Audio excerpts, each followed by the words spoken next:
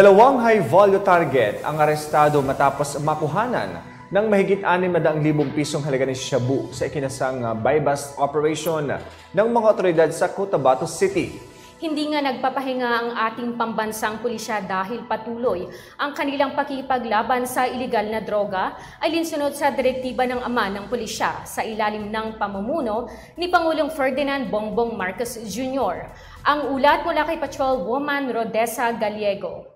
Bumiska ang 680,000 halaga ng shabu sa sinagawang buy-bust operation ng Cotabato City PNP sa Infinity Rosary Heights 2, Cotabato City noong Pebrero 27 taong kasalukuyan. Kinilala ng mga otoridad ang mga suspect na sina alias Nori at alias Rick na parehong residente ng nasabing lugar. Under the strong leadership of the PDEA Director General and PDEA Regional Director Gil Cesario Castro, the Philippine Drug Enforcement Agency will remain steadfast and relentless in eradicating the illicit drug problem and preventing young generations in the Bangsamoro regions from the perils of illicit drugs, leading to a drug-free and a crime-free Bangsamoro community aligned with the President's agenda towards Bagong Pilipinas. Ayon sa ulat, matagumpay na naaresto ang mga suspect dahil sa pinagsanib na puwersa ng mga tauhan ng Police Station 1, CPPO, katuwang ang Philippine Drug Enforcement Agency BARM,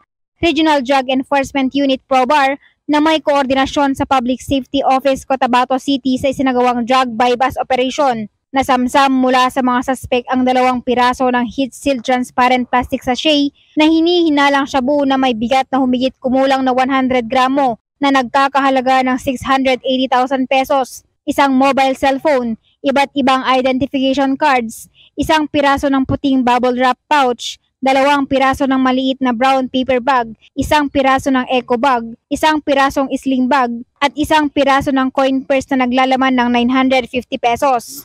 Mahaharap ang mga suspect sa kasong paglabag ng Republic Act 9165 o Comprehensive Dangerous Drug Act of 2002 kapag napatunayang nagkasala ang mga ito.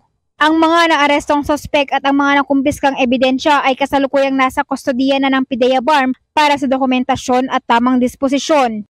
Samantala, upang matiyak ang kaligtasan ng publiko, ang pambansang pulisya ng Pilipinas ay patuloy na magpapatupad ng pinaigting na kampanya laban sa kriminalidad, partikular ang ilegal na droga na alinsunod sa bagong programa ng ating mahal na Pangulong Ferdinand R. Marcos Jr. para mapanatili ang maayos at maunlad na pamayanan tungo sa bagong Pilipinas.